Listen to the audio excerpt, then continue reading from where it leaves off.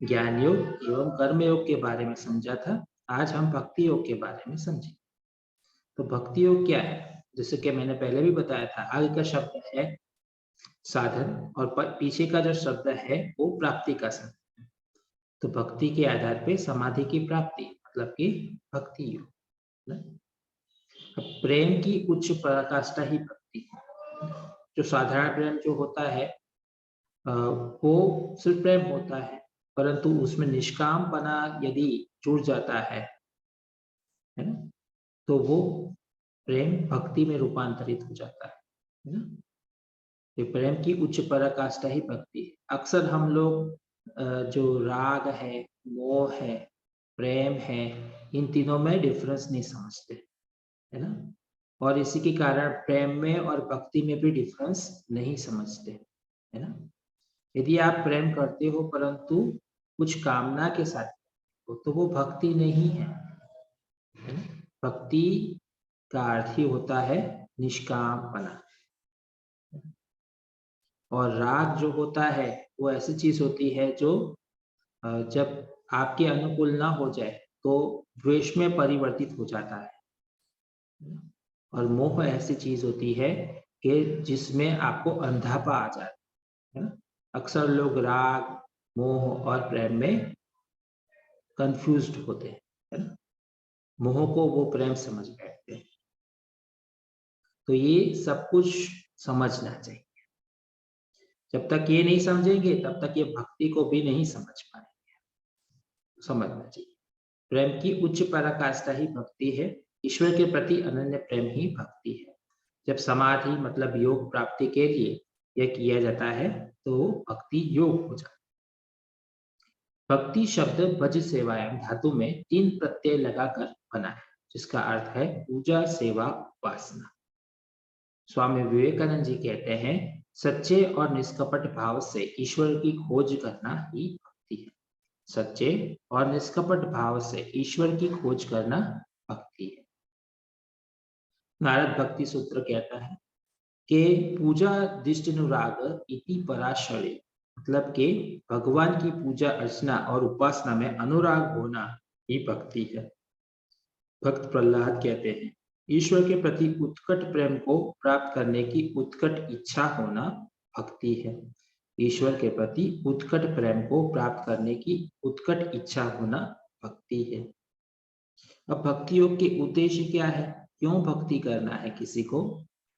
भक्ति योग का उद्देश्य है अनन्य भक्ति भाव से ईश्वर के प्रति समर्पण और मोक्ष की प्राप्ति है ना। जीवन का एक ही लक्ष्य होना चाहिए, मुक्ति मुक्ति मुक्ति। तो मुक्ति किससे मुक्ति? ये संसार से मुक्ति। और प्राप्ति किस, कौन सी प्राप्ति? ईश्वर की प्राप्ति। और कुछ दिमाग में नहीं होना चाहिए है ना। यही जीवन जीने का तरीका है। ईश्वर के प्रति पूर्ण समर्पण भाव के साथ ईश्वरमय हो जाना भक्ति योग का उद्देश्य है। जो मन वचन कर्म से ईश्वर के प्रति समर्पित होते हैं वह ईश्वर पर पूर्णतः विश्वास रखते हैं, वह उत्तम भक्त कहलाते हैं है ना। सिर्फ मन से कहा वो नहीं, सिर्फ मुंह से बोला वो नहीं, कर्म से किया है ना, वो भी जरूरी है। तो सिर्फ कर्म से किया वो भी नहीं चलता, बोलते कुछ और है पर कर्म करते हैं तो अपनी भक्ति कर लेते हैं पर दूसरों को करने से रोकते हैं। तो ये वचन से गलत करते हैं ना, मन से गलत नहीं, नहीं आपको नहीं करना चाहिए, कुछ अच्छा योग्य नहीं है। बहुत कष्ट होते हैं इसमें, खुद तो करते हैं पर दूसरों को नहीं करने। तो मन वचन कर्म से है ना। तो ईश्वर के प्रति समर्पित होना, तो ईश्वर पर पूर्णतः विश्वास रखना ही उत्तम भक्त होता है। अब भक्ति के भी भेद होते हैं, मतलब कि एक भक्ति होती है हेतु की भक्ति और एक होती है अहेतु की भक्ति। हेतु की मतलब कुछ हेतु के साथ किया जाए, और जो दूसरी होती है कोई भी हेतु नहीं है, निष्काम भाव से किया जाए। मैंने पहले भी बताया आपको कि जब प्रेम के साथ निष्कामपना जुड़ जाता है तो वो सही मायनों में भक्ति कहलाता है ना। परंतु सांसारिक दृष्टि से उसे भी भक्ति कहते हैं जो प्रेम से उच्च अवस्था तो है पर निष्काम भाव से नहीं है, तो वही उसको क्या कहेंगे, हेतु की भक्ति कहेंगे।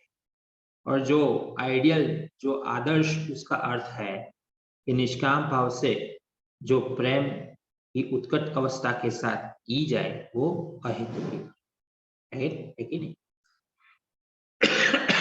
तो हेतु की भक्ति मतलब कि सकाम भक्ति ही हेतु की या गौण भक्ति कहलाती, जिसमें ईश्वर से कुछ भी पाने की इच्छा या कामना रखकर की जाती है ना।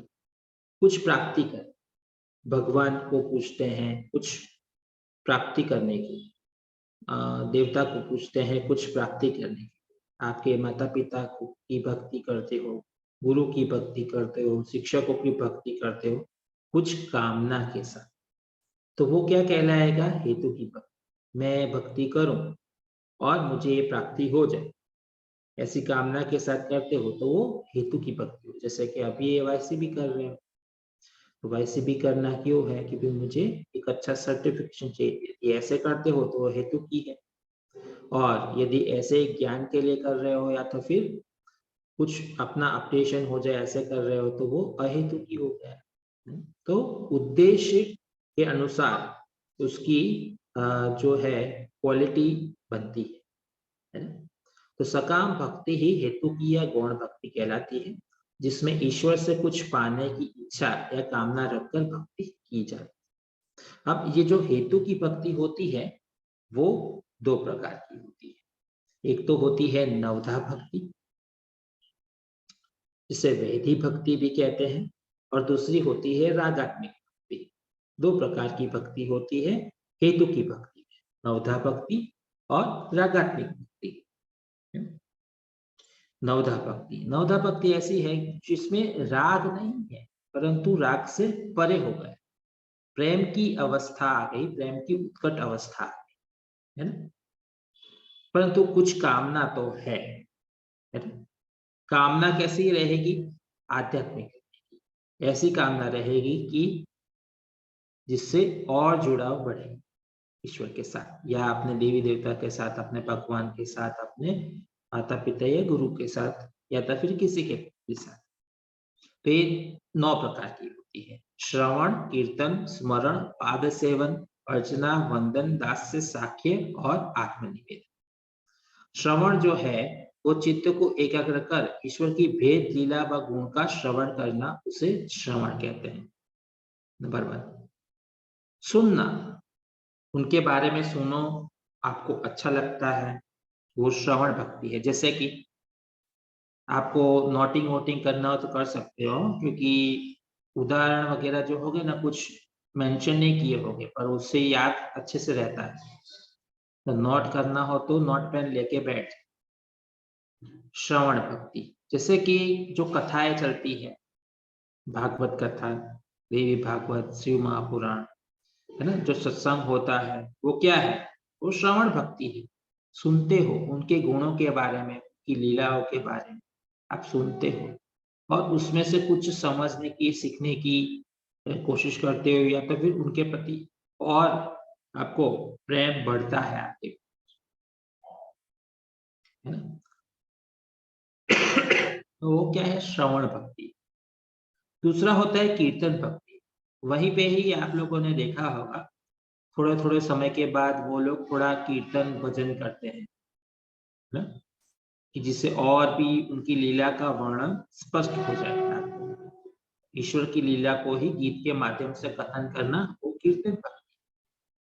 स्मरण कर, बार बार स्मरण, भगवान का नाम श्रवण करना, उनके दिव्य गुण बार बार चिंतन करना एवं ध्यान करना, स्मरण। आप अपने मित्रों के साथ, अपने सत्संगियों के साथ आप भगवान की लीलाओं के बारे में चर्चा करते हो, उन्होंने ये किया था, उन्होंने ये किया था, पता है, देखो हमें उनसे ये सीखना चाहिए, उन्होंने ये किया था, उन्होंने ये किया था, बोलते रहते हो। स्मरण है, बार बार उनके बारे में स्मरण करते रहते हो, चिंतन करते रहते, वो स्मरण भक्ति है। उसके बाद में पाद सेवन, पाद सेवन भक्ति का सर्वश्रेष्ठ उदाहरण भरत राजा है ना, भगवान श्री राम जी के भाई भरत। पाद सेवन, उनकी भक्ति उनके चरणों में थी। उनको ऐसा लगता था कि इसमें ही सब स्वर्ग है, इसमें ही सब कुछ है। वो उनकी चरणों की सेवा करते थे। उन्होंने चरण पादुका को राजगद्दी के ऊपर रख दिया था और उनके सेवक के रूप में उन्होंने जितने समय भगवान श्री राम जी नहीं थे 14 साल, उन्होंने भक्ति पूर्वक उस राजकाज का ध्यान किया था, है ना, उसका पालन किया था। पाद से भक्ति है। फिर यही उदाहरण आपको मिलेगा माता सीता के प्रति लक्ष्मण जी के द्वारा की जाने वाली भक्ति। वो ऐसा कहते थे कि मैंने तो सिर्फ आपके नूपुर को ही देखा है। नूपुर मतलब झांझर जो होता है, बाकी मैंने आपको कभी भी देखा नहीं, है ना। तो ये चरण की भक्ति है ना? तो ईश्वर के दिव्य चरण कमलों की सेवा करना पाद सेवन भक्ति है ना? उनके चरणों का हृदय में श्रद्धा ध्यान पाद सेवन भक्ति। अर्चना, अर्चना का तात्पर्य है पूजन, अतः भगवान का विधि विधान पूर्वक नैवेद्य आदि द्वारा पूजन करना अर्चना भक्ति है ना।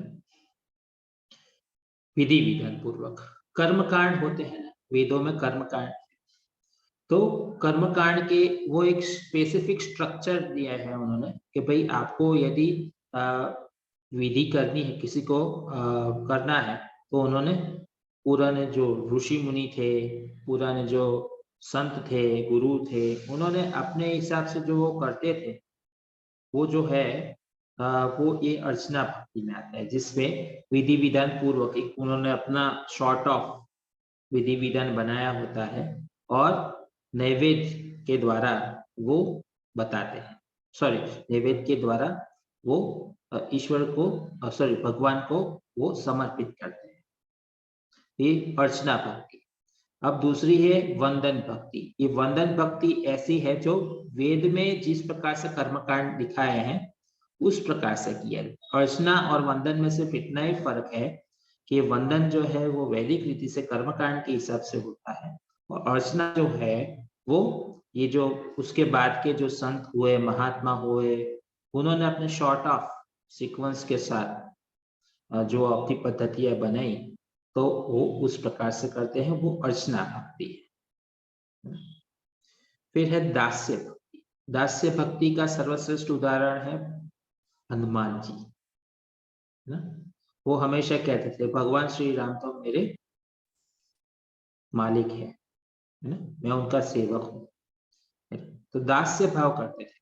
वैसे वो खुद ही इतने अष्ट सिद्धि नवनिधि के दाता थे, खुद भी थे, तो उनको वो जरूरत नहीं थी, परंतु उनको ऐसा भाव था, उनकी भक्ति जो थी वो दास्य भक्ति थी, उससे वो अपने आप में बहुत अच्छा महसूस करते हैं।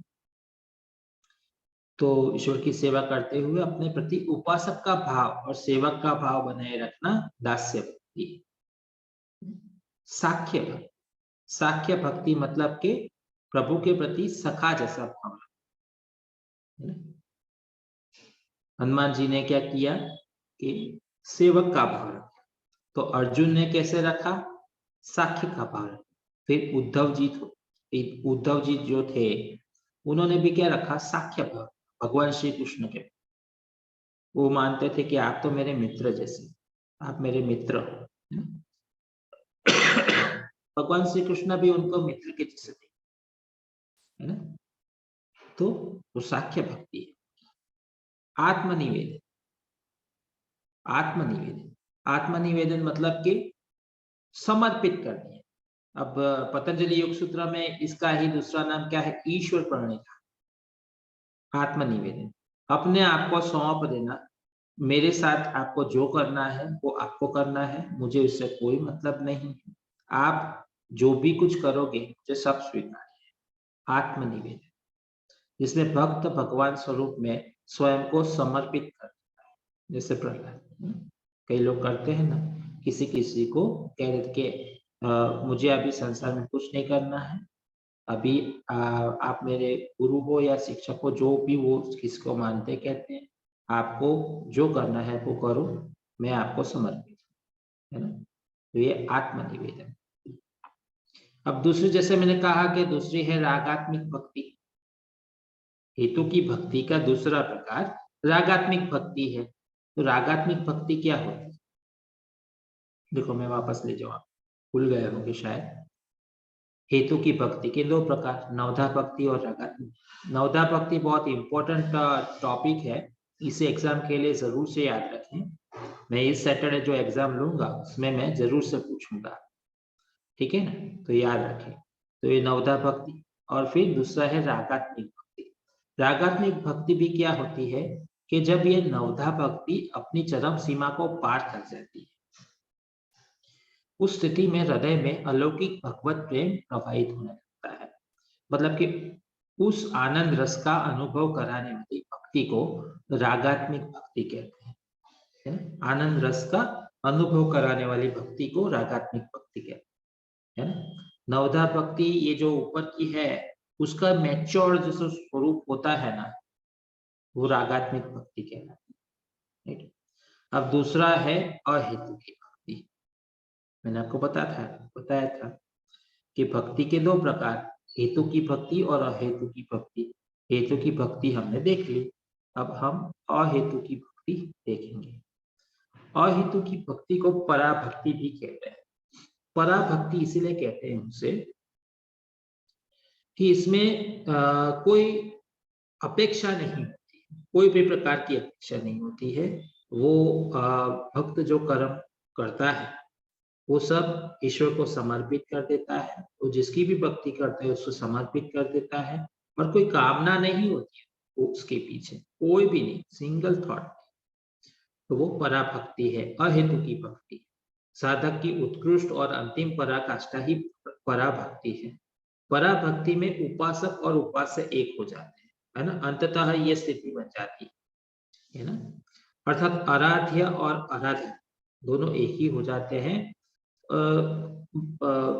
भक्ति की ये जो सारी क्रियाएं करते हैं ये, तो उनको ये महसूस होने लगता है, जैसे कि ज्ञानी को अहम ब्रह्मास्मि का भाव हो जाता है ना, वैसे ही ये भक्ति करते हुए उसे